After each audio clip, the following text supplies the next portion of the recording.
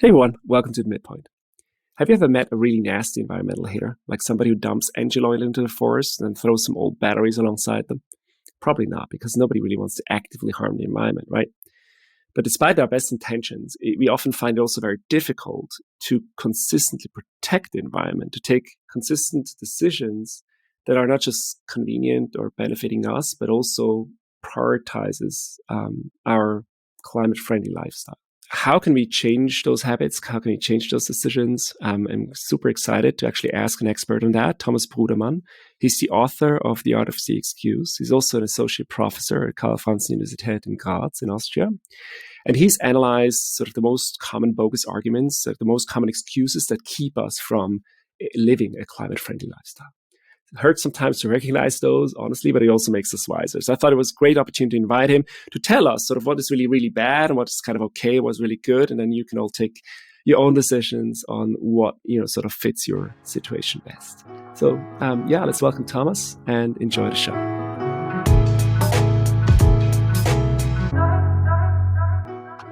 Welcome, Thomas. Welcome to the Midpoint. Yeah, nice to be here. Thanks for inviting me. It's great to have you. Tell us a little bit about sort of sustainable choices. Why is it so hard for us to take a good decision for the environment? Yeah, I think this always comes down to a mix of factors. Some of them relate to human nature, to our psychology, so to say. Some of them also relate to the environment in which we find ourselves in. And by environment, I mean the decision environment, like the context and the structures that are in place. And many of these structures make it indeed difficult for us to behave in a climate-friendly or pro-environmental way. Can you give us an example for that? Yeah, one example would be if I live on the countryside and public transport options are just not available or just are scarcely available, then of course I will very often use a car, which we know is not climate-friendly. But then this choice on a daily basis does not necessarily mean that I'm not aware of environmental problems and climate change. It's just that I don't really have other options in the situation in which I find myself in. But then it's not only the structure, it's not only the environment. Some other factors also relate, as I said, to human nature. But this could be just convenience, it could be habits, or it could be also that we just have difficulties to comprehend, to grasp the entire complexity of the challenges that climate change brings for us. For me, whenever I think about sort of the absurdity of decision making for my own, is when I take my car and drive to the gym. I think for me, as an example, it's like the most stupid decision. Like, I'm going to the gym, but I'm moving there why don't I run there? Why don't I take a bicycle? So about a year ago, I sold my car. My wife kept hers, and sort of we use hers as for all the family matters, driving our kids, etc. But for me, that changed a lot. Only by selling it, I kind of forced myself to take the bicycle, and now I'm taking the bicycle to the gym. Yep. What he meant in terms of like creating that structure for me to take it's like take away the decision that obviously it's a convenient choice, right? Especially when it's raining outside and you want to go to the warm, cozy gym, but it's just 5 minutes away by bicycle, so why not? Yeah, what you did here is you basically changed the decision context, right? Basically, of course, you always can say, I have no choice and the car is here, but if the car is not here, and this is your choice, right? It's your decision. Then you also change the structure of your decision situations. And then suddenly it's possible to go by bike or to run. And I, by the way, had a very similar experience when my car broke down last year, my 25-year-old small car. Suddenly it was not an option to drive to the tennis court when the weather was not so good. Yeah, I had to take the bike, and actually I loved it. Oh, that's perfect. Yeah. Can we maybe start there when it comes to excuses? Do you feel like is mainly do we have to, for everybody who wants to change, everybody wants to do more for the environment, is that what we should be looking at first? Sort of what kind of decision what kind of systems we create to take the easy decision, or is this something that you think people will just not do because it's not practical? Like, are the hurdles too high to change that for themselves? I think it's more difficult to make a conscious climate-friendly choice every day. It's easy. I mean, it's not totally easy, right? It requires some effort, but you don't need this effort every day if you try to design situations in which the climate-friendly option is just the easier one. Yeah, so we are here already in the solutions part, right? We need structures, we need a decision context that facilitate climate-friendly behaviors. And then we always tend to say, yeah, but politicians need to do that and businesses need to do that, which I agree to. But it's not like only politicians and businesses have power over our lives. We also have certain power ourselves. And we also, many of us at least, have the chance to design their own decision situations. Well, let's start with the common excuses then. What do you see, or sort of what kind of different types of consumer, or I don't know how to call that, sort of behavior do you see for taking sort of for when it comes to sustainable decisions? Yeah, I mean, what kind of excuses do you see? Yeah, it really depends on with whom you talk to, right? I mean, with these more eco-minded people, I mean, we have this problem, right? There's a lot of young people who are actually green-minded, but then they still fly a lot. They board a lot of planes. And this, of course, is not consistent. We know that flying is very, very bad for environment and climate. But still, we normally manage to justify if we board a plane. We find an excuse for ourselves, also for others.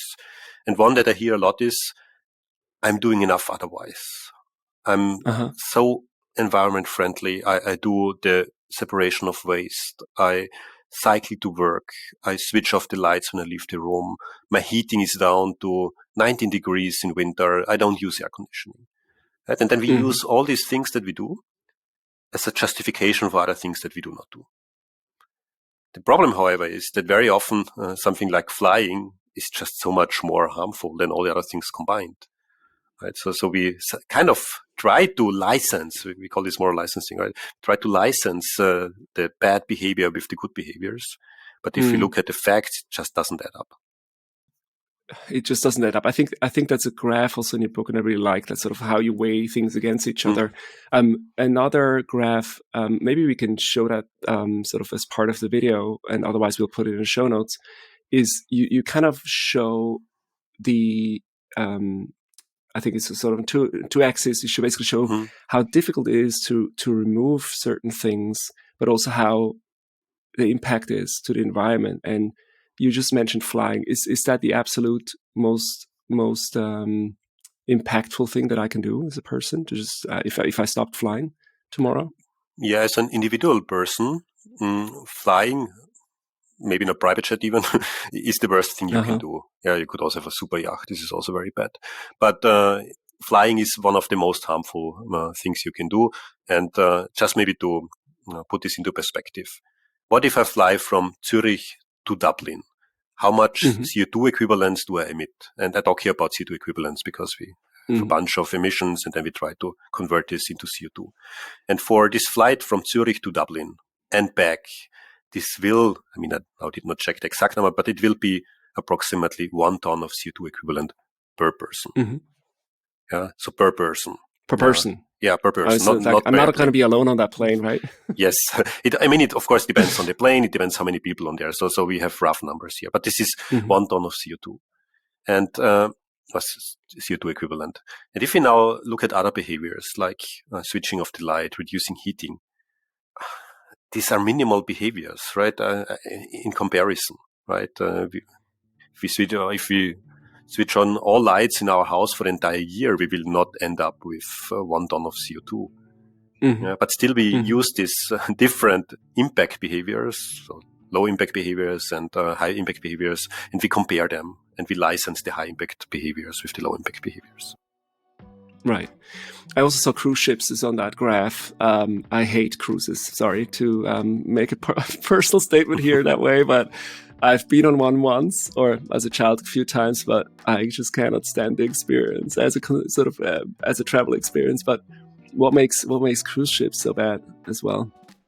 Yeah, I mean, cruise ships, I think many of them go with an electrical engine, which is good. The problem is that to run this engine, they have more or less a coal power plant on board, or something else that is very dirty. And here we are not only talking about CO2 emissions, there's also other emissions that are really harmful, like sulfur oxide or NO2 and all kinds of emissions. So these are just very big dirt-producing things, monstrosities, if you may. Yeah. But you basically listed it also as an easy decision not to take cruises, whereas flying is a lot more difficult. And I see that, right? With flying, I mean, can we talk about business trips as well? I mean, for me, taking 2 trips a year for a vacation by plane, and then another couple where I say like, oh, sorry, I mean, I need to fly there because it's business. They asked me to go. Like, how do you put that into context? Is that okay to fly for your business? I mean, maybe I just comment briefly on this difficulty thing. Of course, this is subjective, sure, right? Please do. So taking no cruises, I mean, for me, it's very easy. Taking no flights for many people is also very easy. We always forget that 80% of world population have never boarded an airplane. And even in Central European countries, over 1/3 of people have never flown. And it's just a small group that flies a lot. Around 15%, I think it is, that fly more than once per year. But then, of course, there are business flights, there are holiday flights, and we are having an easier time in excusing the business flights because they are not our fault. They are somebody else's fault. Yeah. I saw a statistic, and that struck me because I feel like I wanted to ask you about sort of the CO2 output in a global context of everything else as well, sort of when it comes to flying. I think flying is just like 2 to 3% of overall CO2 emissions. But I've learned recently that, for example, in Switzerland, that goes up to 20% because we fly a lot more often, as you say, as the rest of the world. So here in Switzerland, it shouldn't be an excuse to say like, oh, it's just a small part. There's other things to fix, like the industry, the cars, et cetera, et cetera.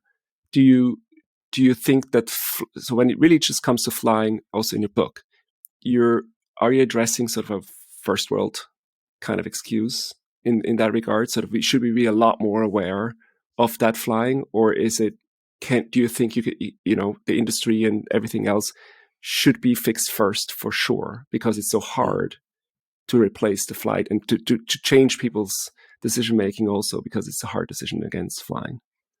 I think we need to fix a lot of things, and we should not basically play them out against each other. I think we need to reduce air travel, but we also need to work on emissions from industry, from food production, from energy generation. Yeah, we have a lot of challenges, and it's not like we can afford that we only tackle one of them and then postpone the other ones. I think we need to do a lot of things. And with flying, it's really, I mean, it's a luxury problem. Okay, we can say it's just 3% of emissions worldwide, but then how many people fly regularly? It's just also not fairly or evenly distributed, right? It's a small group of people that overconsumes their share of emissions that we would have if we would think in terms of climate neutrality. Yeah. And then with these CO2 emissions, I mean, very often the statistics don't show the non-CO2 effects. Because if we take a flight, only 1/3 of emissions are really from CO2. The rest of the climate impact comes from other greenhouse gases, and also comes from water vapor, from these condensation stripes that we see. Right? They also have a climate effect. And we cannot really quantify them exactly, but we assume that this is 50 to 60% or even more of the climate impact of a flight. Oh, wow. Okay. Gotcha. So using, let me just maybe jump ahead a little bit here, since we're in that flying topic, and super important. It's sort of interesting to me. So if we would replace, let's say, kerosene with something else that is more sustainable, or at least is better, assuming flights are going to stay there, right? Sort of, we still the plane is still going to leave. Are you saying that even with those, let's say, sustainable aviation fuels or something else, you would still have that other 50% of emissions anyway? I'm not sure if something like sustainable aviation fuels really exists. I know this is now. I'm using the term that everybody's using, right? Sort of this SAF. But let's just. That's why I said an alternative to kerosene. Would it still create those other emissions? Yeah, I still have to rant about sustainable aviation fuels. Yeah, I know there is this term. They're called sustainable aviation fuels. I'm not sure if they're sustainable. Yeah, because how do we get there? We have a couple of ways to have so-called sustainable aviation fuels. One is to use residuals of, I don't know, food like old oil and stuff. I've seen Lufthansa is doing a big PR when you're at Frankfurt Airport or something. They say, hey, we're flying with frying oil. Yeah, frying oil, yeah. How much is in there? How much frying oil do we have to really fuel planes? I mean, I was thinking, like, if every plane would fly on frying oil, like, how many fries do we have to eat so that they can reuse frying oil? Yeah, I doubt that we can eat that many fries, Rico. I agree. We shouldn't. For our own health's sake, we shouldn't. That's for sure. Yeah, but it's not only frying oil, right? There's other biofuels, but then for biofuels we need a lot of agricultural land. So we have this competition also to food production, and we would need a lot of synthetic ones. What about the synthetic ones where they use solar or sort of solar energy to produce? Synthetic fuels, e-fuels are also a topic, but we also know that they are not very efficient. Like we need a lot of electricity, and we would need a lot of renewable electricity. That this makes sense in overall. But then actually, we know our electricity mix globally. We are far from having a renewable electricity mix. And I would argue that, we have to decarbonize the electricity system, but we should also wisely use that electricity. And to generate very inefficient e-fuels, I don't think this is a wise way of using it. Everybody's talking about hydrogen as being part of sort of transporting the energy from one place to the other, or sort of ammonia, or sort of other ways to do it, because the Sahara and some countries, they have a lot of sun, but there's also downsides to that. But at the same time, because it's so hot over there, but we can't transport that over wires, right? It would take too many wires to basically take energy from let's say Morocco all the way up to Germany. Could that be? But I think it's a good solution to say, hey, we synthesize aviation fuel to replace the kerosene. At least it's a good start, or sort of an attempt to solution. Could that be sort of maybe the right? I mean, we would need a lot of synthetic fuels, and it needs infrastructure around the world, because you're not flying just from Germany. You're flying from Germany to New Zealand, and then you need that down there too to basically get it back, right? Instead of hydrogen, might that be a solution to say, like, oh, let's transport? Or do you see it? I mean, hydrogen is also very inefficient in terms of energy, but if you have an overflow of renewable energy in one place, would that make sense to you, to at least take that and produce it and mix it into kerosene as much as we can? Yes, e-fuels and hydrogen, it makes sense, and it especially makes sense where we cannot really do the other solutions like batteries, like airplanes on batteries. I think this is a difficult one. So here, indeed, hydrogen and e-fuels are solutions. But we also need to think of how far can we scale it up? Can we really run the entire current fleet of airplanes on e-fuels and hydrogen? And how much energy would we need for that? And I think this hints a little bit at the limitations to technological solutions. Yes, we have technological solutions, but technology alone will also not solve our problems. I mean, you mentioned before, if we now replace kerosene with e-fuels, right? Is this better for the climate? Yes, it is. But we might still have the topic with condensation stripes. There's, by the way, also approaches to reuse them, because you can have different flight routes, and you only fly in certain weather conditions, which also makes the stripes then less effective. So there are solutions to that. But the point is, the solution is not purely technological. We need to consider the behavioral side as well. Let's assume we have a technology that allows us to fly with just 50% climate impact. It does not really help us if we then, with good conscience, fly 3 times as much. 100%. Okay, I fully agree with that. I mean, thanks for bringing it back. We went a little bit on a tangent there on the technology side. Apologies for that. But for you're right. When it comes to, let's say, my own decisions, I'd rather take 1 flight a year instead of 2, not that be the right direction to go, rather than, it's all sustainable now, it's all e-fuels now, let me just fly 5 times a year, or instead of flying to, I don't know, Mediterranean from Europe, I'm flying to the Caribbean. You mentioned it before, we shouldn't compare different things on where we can save energy, I would say save CO2. I'm hearing the excuse, at least in political discussions here in Switzerland, a lot that we're too small. Like, what kind of impact does Switzerland have if India and China are just pumping out CO2 like the US does? What do you have to say for that excuse? Should I care as sort of a small country? I mean, that's the tricky situation with climate change. Nobody is causing it alone, and every single contribution is small. Every single country, no matter how big, has a small contribution. I recently read how much degrees of warming can be traced back to single countries, and even the US as a main polluter is responsible for only, I think, please don't nail me down on this number, but I think it was 0.3 or 0.4 degree of warming or less, right? So every single contribution is small. The Swiss contribution is small. The Chinese contribution is also small if we put this into the global perspective. So is this now a reason not to act? If we take this as a reason not to act, then this logic actually will not allow us to get anywhere with climate protection. So I think we also need a shift in perspective here. The question should not be, what should the others do?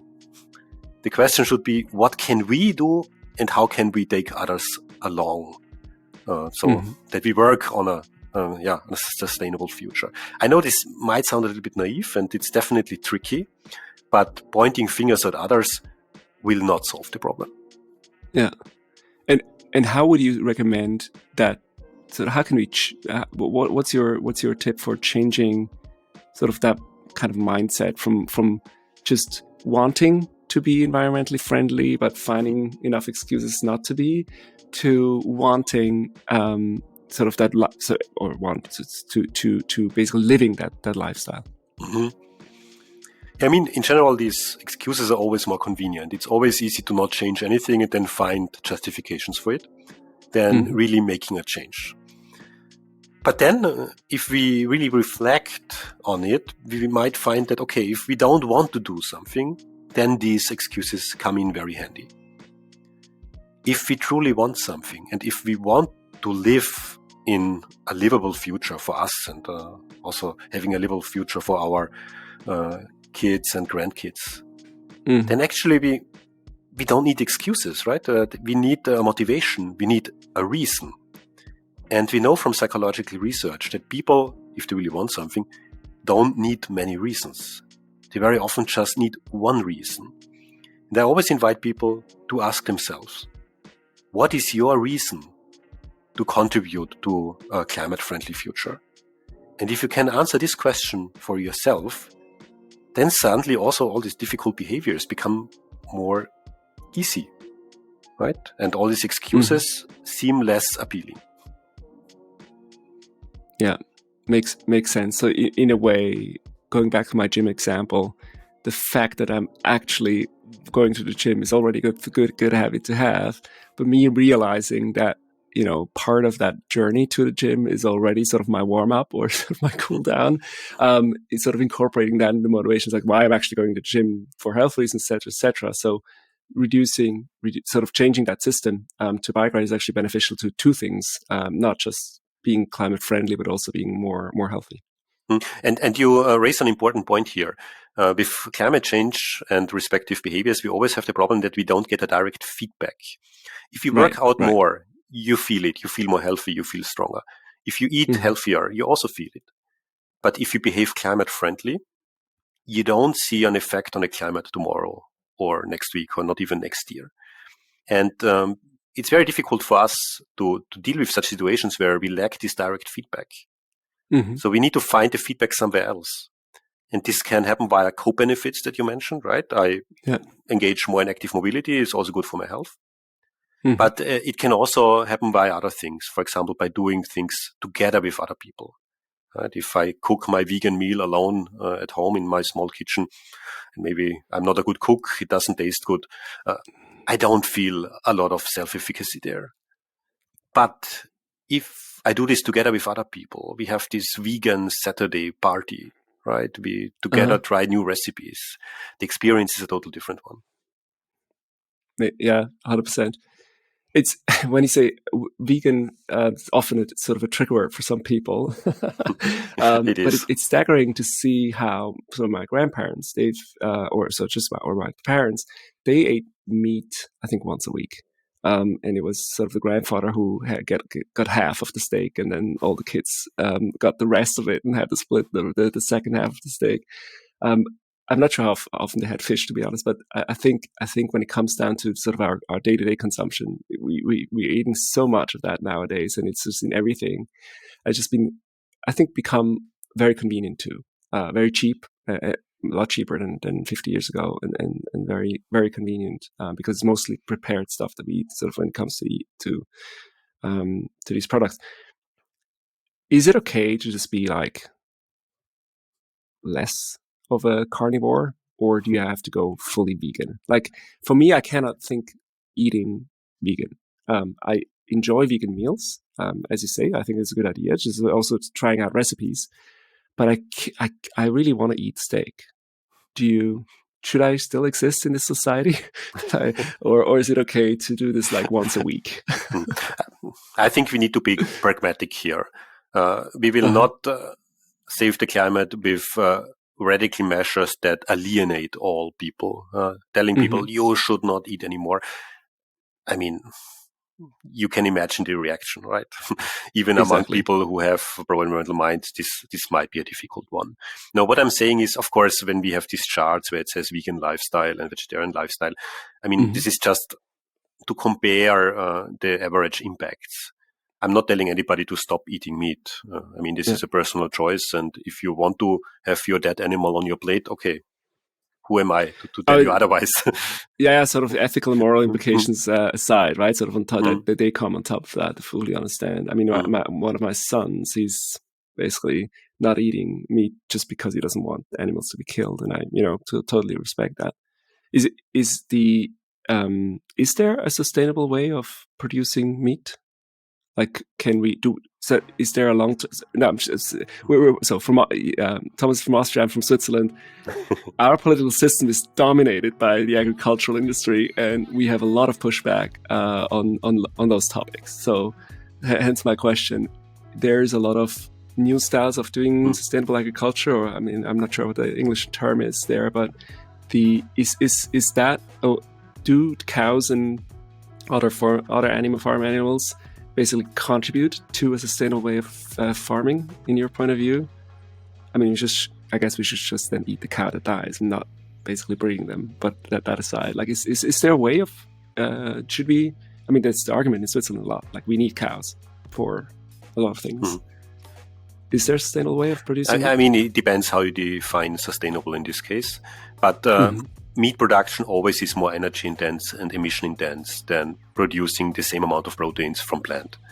So that's a fact. But also, by the way, by plants and grains, some of them are also not very good for climate. Rice, for example, is normally coming with a lot of methane emissions. Is not so good. But general rule is that basically eating the plants ourselves is more efficient than feeding animals with plants, raising them and then eating them.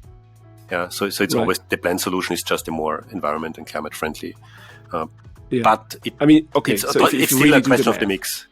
It's still a question of the mix. Of course we can have cows, and I think we should have cows. It's part of our cultural heritage. I'm not saying to get rid of all cows. No, but I mean, and they also produce manure that they can reuse for certain things, and otherwise they have to buy it, and it has to be shipped from a chemical plant. I guess that's also not ideal. From elsewhere. Also because we don't use human manure, so to say, because we're not doing that. Should we? I'm not getting into this discussion, but this seems to be a taboo. You're right. I mean, on a separate note, since we're already in the toilet of our house right now, one of the most absurd things to me, honestly, is that we flush our toilets with drinkable water.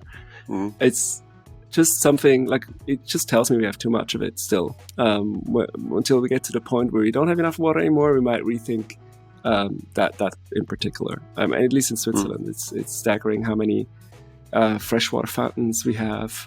Zurich alone, I think, has like 2,000 fountains that run all day. I mean, we definitely have, the water would otherwise just flow down the river. I mean, it's not we're not wasting water in that sense, but it just shows how we still have enough water to do things like that. And back to sort of the toilet. That's ridiculous, honestly. It shows how privileged we are in countries like Austria and Switzerland. And we should also be aware that a very large share of the population globally does not have this luxury. Yeah, 100%. 100%. Let's explore a little bit also the psychology and make it a little bit more personal for you. So tell us a little bit about how you have changed sort of your behavior and what was difficult for you, particularly. I mean, of course, I also had my excuses for a long time. So when I'm describing them in my book, a lot of the anecdotes come from myself, right? Tell us. The problem is that now, having worked with excuses for so long, I don't believe them anymore. So if I now would take a car to tennis court, then I would very well know that it's just a very foul excuse. Yeah. But what have I changed? I became a vegetarian a couple of years ago. I think it was the 1st January of 2020. And the story behind was that during the Christmas break, I saw a Netflix documentary. I think Game Changers it was called. It was about vegan athletes. And I thought, okay, if these guys that are so strong and perform so well can go on a vegan diet, I could at least try a vegetarian diet. And I was a carnivore before. So like 10 years ago, I would eat meat 3 times per day even. But back then, so in 2020, I already had reduced my meat consumption. And then I said, okay, let's try it. And I'm from a Catholic country, right? We have this fastening period before Easter. So I thought, okay, let's try until Easter. And I did not eat meat. And at Easter, like in April, beginning of April, in the middle of the pandemics, I tried 1 piece of meat again, and I hated it. I could not eat it. It was so sour. It was salty. It was really a good piece of meat, right, by objective standards. But it was not for me anymore. And then I thought, okay, why would I force myself now to start eating meat again when I have discovered in the meantime so many tasty, delicious alternatives? Yeah. And I just did not eat meat anymore. And it was not difficult, by the way, right? And I don't even see it as like stepping back from something. I see it as a explorative journey into a world of delicious foods that I have embarked on, and I really love it. Yeah, I was forced once for a week to eat vegan for a week. I mean, forced, like it was my decision, but the cuisine available was only vegan, and it just opened sort of blew my mind, sort of how delicious that food actually can be. I think I just went to the wrong restaurants previously. They always tasted really pale, but no, I can totally empathize with the vegetarian vegan side of it. There's just so many options, and we're limiting ourselves. I think it's depending on the culture, depending on where you are in the world. It's sort of rice or pasta or starch basically on one side, and then you have the meat part, and then it's just a vegetable. It's never going to be. It's very, very seldom. It's actually a vegetarian or sort of a vegetable-based dish that can be so flavorful. But you mentioned plant protein before, and now when you switched and basically didn't like the taste anymore, what actually keeps coming up in my mind, and maybe that's another excuse, is that there are still certain health benefits to eating meat because, let's say, there's iron in beef, or there's other things. Like what's the excuse around that? Help me with that. I can only talk about my blood values, or how do you call it? Like I did sort blood tests. Measurements. Yeah. So the markers in your blood. Yeah, all the markers are better. That's what I'm saying. Oh, really? So from my perspective, going back from meat to vegetarian, so I have a few milk products still in my diet.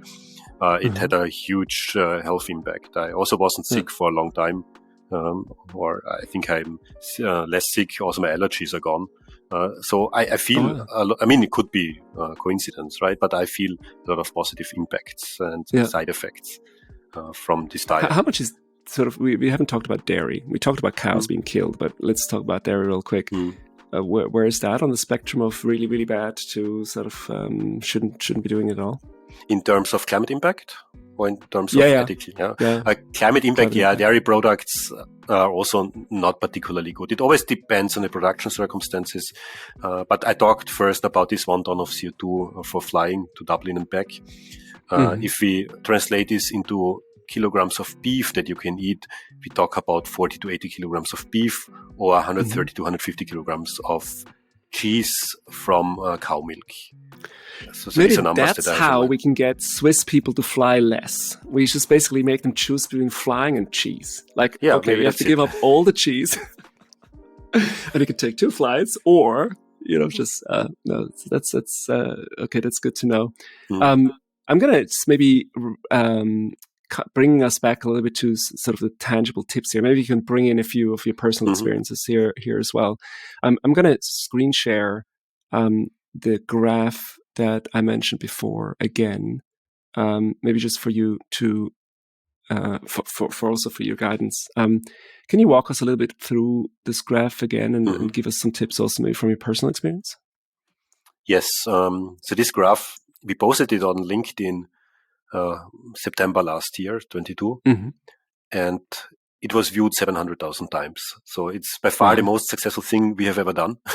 It really went viral because people can relate to it, and people can also discuss about it because everybody finds themselves in there and would have a different perception of difficulty. So we have these high impact behaviors like no flights, and they seem to be very difficult for a lot of people. How can I still stop flying? I mean, what I did is I committed myself to it. At least I committed myself to not fly below 1,000 kilometers. And actually, I also committed myself to not fly for conferences anymore, like scientific conferences. And making this commitment just for yourself already helps. Making this commitment with people who witness it helps even more. And for me, I'm now traveling a lot on train. I'm giving presentations. I'm showing this chart. If I fly to these events, I would not be credible. So it's very easy for me to just not fly. The first question, how do you get here? Yeah, it's always the train. And it's very often when I go to Germany, it's a very long journey, especially with the German Bundesbahn. You might know that. You probably should not expect to arrive. Yeah, you should not expect to arrive in Berlin at 1800. You should expect to arrive in the north sometime this week. Maybe with this managing of expectations, it works better. No, but maybe I'm being unfair. Living car-free is also a topic. And that's a tough one. Actually, I also thought it's very difficult because I'm a countryside guy. And when my car broke down last fall, it was also around October or so, I didn't have a car anymore. And I found out, okay, actually, it seems to work. There are buses. I can take my bike sometimes to places I have never been before, also on bike tours where otherwise would maybe have taken a car to a mountain. And for the situations where you need a car, there's car sharing, at least in cities like Graz where I'm based. So I also, maybe living car-free is still tough, but not owning a car is not as difficult as we would assume. It depends on where you are in the world again. Yes, right? So of course. We're very privileged with our public transport. I fully agree. Like the Swiss railway company has a sort of a partnership with another non-profit that basically puts car sharing cars at every train station, which makes it super easy for them to think about sort of how you just need to figure out how to get to the train first. But then wherever you arrive, you don't have an excuse to say, I'm going to a business meeting that is like 20 kilometers away from the train station. You definitely have an option there, and it's fairly cheap. Fairly cheap too. Same in Austria. It's really. I think it's a good combination. To take those hurdles out of the way, because it's going to be harder for me to, if I have to drive 1 or 1.5 hours. That's also toll on me. Like, it's sort of you're a little more stressed than in a train. It is actually a better solution overall. After sort of given a certain length of the trip that you can combine mobility solution with each other. For sort of what else? Sorry, I interrupted you. So we got cruise ships. We got it like going from car. Well, we went car light, sort of down from 2 cars to 1 in our family. Sort of going car free would be ideal. What else? Is it okay to same as flying, sort of reducing everything a little bit, or is sort of overall, would that be the right way to go? Or do you think there should be definitely something you should eliminate? I mean, what you do as an individual, maybe you have to figure out for yourself, and everybody has to figure out for themselves. I think what was not on that chart, and what we also should, of course, include is maybe working on structures. Right? We had this topic before that very often we don't have the structures, and then we blame politics and businesses, right? And it can be quite difficult, but we also, by our actions, we always contribute to existing structures. So the paths emerge by walking them. I'm not sure if this translates so well into English, but there's a nice German saying on that. And in my head, I just saw this usability. So there's a picture going viral every few years where I see like they made 2 paved walks sort of in a queue, but then everybody's walking over the grass because it's shorter, and you can see the actual the one path that they should have built instead of 2. They could have just built 1 in a direct line. That's what you mean, right? Sort of it's often our actions that are a lot more important than what we think is the right way to go. Yeah, and at the moment we have this discussion about individualizing the blame, right? Individual footprints invented by some oil company, and there's criticism on that, on this individualization. And I agree to this criticism to a certain degree, but it does not mean that I as an individual cannot do anything, right? I think we should not make it an either or. We always have to make it an and. Yes, we do need structures. We need political circumstances that favor climate-friendly behaviors. But we also need the mindsets on the individual level and the willingness to maybe go ahead and also show what can be done and serve as an example. We need both. I would love sort of as your next as your next book to be focused on that. Like, how can I connect my goals and my motivation to those behavioral changes? That'd be super interesting, because it's still. You describe it, I understand what he's saying, but it's still extremely hard for them to individualize it and basically say to make it work for me. I think the flying, the car, the meat, it's clear what it should be for at least sort of a personal opinion, right? I see what I should be doing, but then connecting it to the real, avoiding those hard decisions, making the clear decisions is sort of how to make it easier with the motivation that you mentioned earlier. Wonderful. Thomas, thank you so much for taking your time this morning. Do you want to leave us with sort of just a generic, do you want to leave us with just a general tip on avoiding those difficulties and how we should think? Sort of maybe it's a very do you have a simple way to see the framework in that regard? I mean, I think it's a lot about mindset on the individual level, and it's about also to think about how we figure out things together. So I also don't really like to always give the tips, right? So, and you should do that, and you should do this, because everybody's living reality is slightly different. And my living reality is different from yours, and our living reality is different from a lorry driver who works on the countryside or a coal miner, that have totally different topics and challenges in their lives, and maybe don't even bother about climate change because they have enough other worries. So I think when it comes to a climate-friendly future, it really is about to figure out how we manage to do it together as a society, right? And the question is not what should the others do, but what can I contribute to that? Wonderful. Well, it's a great finish to our conversation. Thank you so much for joining us today. Thanks everyone for listening in. Please subscribe and give us a 5-star review if you may, or just let us know in your comments what you're thinking. Give us some feedback. We'd love to improve. Really appreciate you listening, and I'm going to see you next week. Thank you, Thomas, and thanks everyone.